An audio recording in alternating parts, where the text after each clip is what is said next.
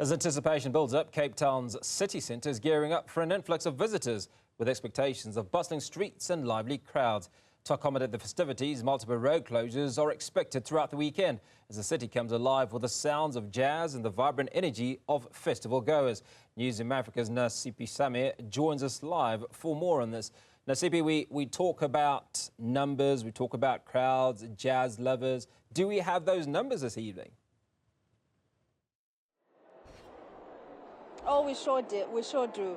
Earlier on this evening, we spoke to the spokesperson for the Cape Town International Jazz Festival, and she was indicating to us that after a 4-year hiatus, they are expecting about between 5,000 to 6,000 jazz lovers, including music lovers, as this year they are trying to accommodate the younger crowd with a stage rather that will have different artists, DJs and the likes, and saying that with COVID came a time for them to learn a few things and implement them as they make their return. And she said that they are returning with a bang.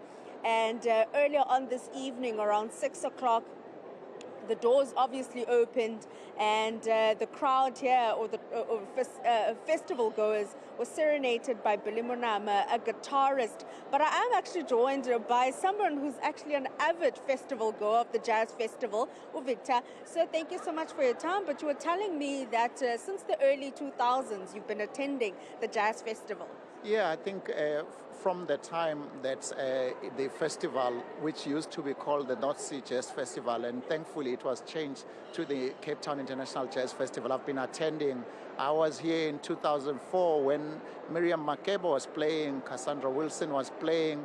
I've been here for so many editions of this, and I think this evening, as I watched Billy Monama on stage, you know, in his typical suit and extraordinary beret, just a man of great style, but also what he was doing with the guitar, honoring from Mbongeni Ngema to Abdullah Ibrahim playing Blues for a Hip King, and it was an extraordinary return. And I think you could see how he went from being tentative and he really got into the groove.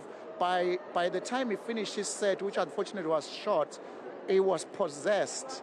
You know, it really was extraordinary. And at some point, I could hear him almost paying a kind of alluding to Jimmy Lulu. So there was something properly extraordinary. But I think the most interesting thing, as you say, is that after so many years without the Jazz Festival, after so many false starts, to see so many people here ecstatic, there's just something electric about it. And I hope that, you know, it can become yearly again, because it's almost like a pilgrimage for those of us who love jazz.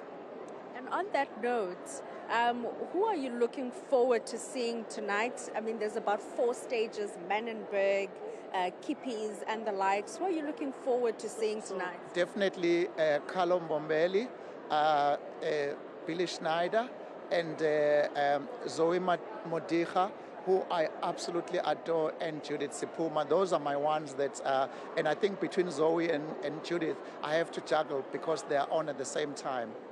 And those are obviously the struggles that one has to encounter today, you know, having one set that you want to watch and another on another stage. But as somebody that comes to these festival, the Cape Town Jazz Festival often, what should one pack and prepare for somebody that has never been here before? Well, I think the most important thing, just find your most comfortable shoes, because going between the various stages can be quite an exercise, but also just come with a lot of preparation to soak in the music, look very closely. So you almost have to plan it.